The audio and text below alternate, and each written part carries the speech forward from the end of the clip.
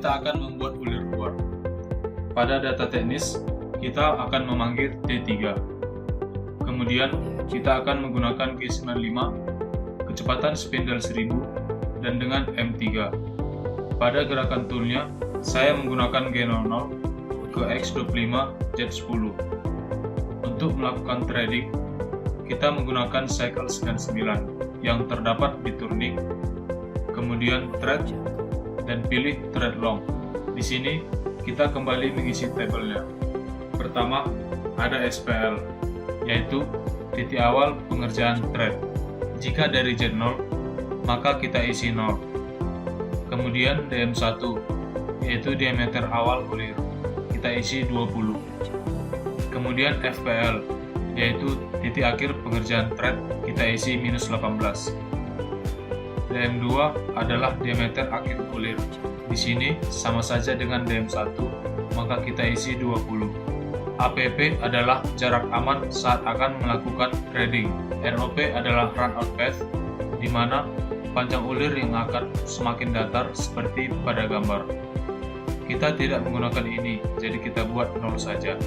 TDEP adalah kedalaman ulir. Kemudian FAL adalah finishing allowance. Selanjutnya ada yang, yaitu sudut makan seperti pada gambar. Kita isi 29. NSP ini adalah besar sudut untuk memulai threading. Di sini kita buat 0 karena kita hanya membuat satu ulir saja. NRC adalah number of roughing cuts. Misal kita isi 8, maka mesin akan menghitung sendiri berapa kedalaman potong yang akan dilakukan. Sampai 8 kali, maka akan mencapai kedalaman TDEP. NID adalah banyaknya finishing yang dilakukan tanpa mengurangi dimensi, yang bertujuan untuk memastikan tidak ada chip yang tersisa. Misal saya isi 2. Pitch adalah jarak ulir, saya isi 2,5. Vari di sini adalah metode roughing yang kita lakukan. Ada beberapa pilihan yang tersedia.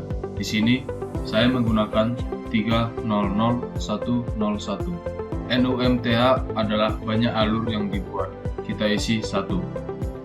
FRT kita isi 2. Selanjutnya ada PITA, yaitu satuan pitch yang kita gunakan. 1 untuk milimeter dan 2 untuk TPI. Kita gunakan 1. Setelah semua terisi, kita klik OK. Lalu kita kembalikan tool posisi aman dengan G00 ke X100 Z100 dan ditambahkan dengan M01. Tahap selanjutnya yang kita lakukan adalah melakukan tapping dengan ukuran M6x1 dan dengan kedalaman 18 mm. Untuk itu, ada 3 langkah yang akan kita lakukan. Pertama, ada center drilling, deep drilling, dan terakhir tapping. Langkah pertama adalah center drilling, dan kita perlu menambahkan tool baru pada offset.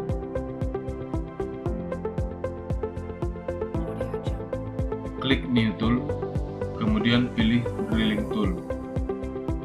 Kita isi tool 4. Edge position yang sudah sesuai, kemudian klik OK.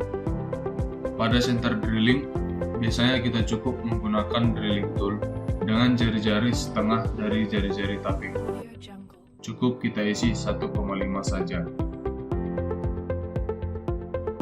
Kemudian X dan Z kita isi 100.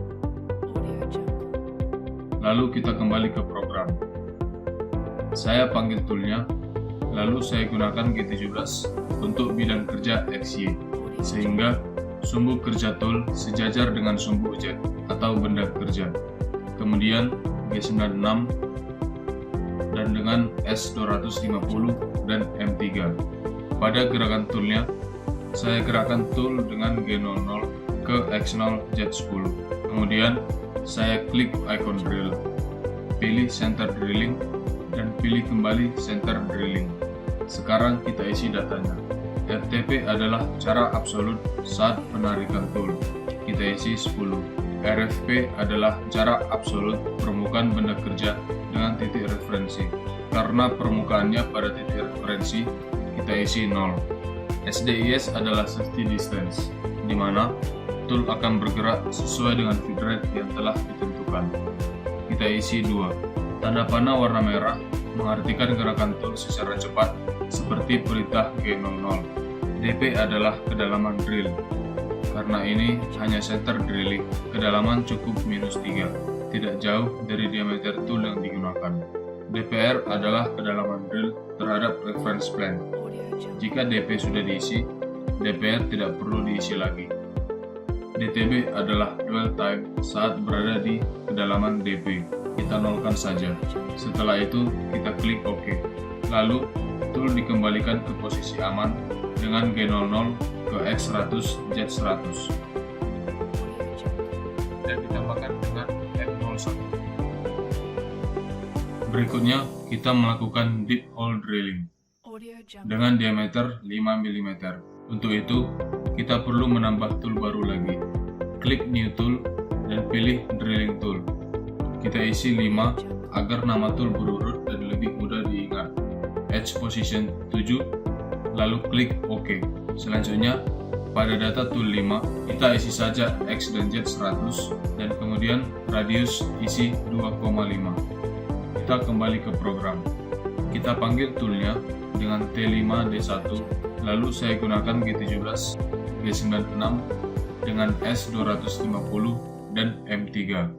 Pada gerakan toolnya, gunakan G00 ke X0 Z10. Kemudian pada drill, pilih Deep Hole Drilling dan kita isi data cycle-nya. Pada RTP, kita isi 10, RFP 0, dan SDIS 2, sama dengan data yang tadi. Kemudian, DP yang kita perlukan adalah -21 dan DPR kita kosongkan saja. FDEP adalah kedalaman drilling pertama sebelum dilakukan penarikan atau retraction, dan kemudian drilling lagi, tarik lagi, sampai kedalaman DP. Di sini kita isi -7 sehingga drilling dilakukan sebanyak 3 kali sampai kedalaman 21 mm. FDPR adalah FDEP dengan kedalaman relatif reference plane, sehingga juga dapat kita kosongkan saja. Dump adalah pengurangan kedalaman pada FDEP dimulai dari retraction yang pertama. Di sini kita kosongkan saja. DTB adalah dwell time saat sebelum dilakukan retraction. Kita kosongkan saja. DTS adalah dwell time saat memulai drilling. Kita kosongkan saja. Kemudian FAF adalah feed rate factor saat pertama kali drilling. Jika 0,5, maka feed rate-nya adalah 0,5 dari feed rate yang telah ditentukan. Di sini kita isi 1 saja. Kemudian vari yang kita gunakan adalah 1, yaitu stock removal untuk membuang kerang. Dapat dilihat urutan kerja dari tool pada grafiknya. Saat mencapai FDEP, tool akan diangkat sampai SDIS, kemudian drilling kembali. AXN adalah tool aksis yang digunakan. Di sini kita pilih 3, yaitu aksis Z. MDEP adalah minimum drilling saat menggunakan dump, agar kedalaman drilling tidak sampai 0. Kita kosongkan saja. FRT digunakan saat menggunakan vari chip breaking, maka kita kosongkan saja. DTD juga saat menggunakan chip breaking, kita kosongkan saja. DIS 1 adalah lead distance saat drilling kembali, kita isi 0 saja, lalu klik OK. Seperti biasa, kita akan mengembalikan tool ke posisi aman dengan G00 ke X100 Z100 dan ditambahkan dengan M01.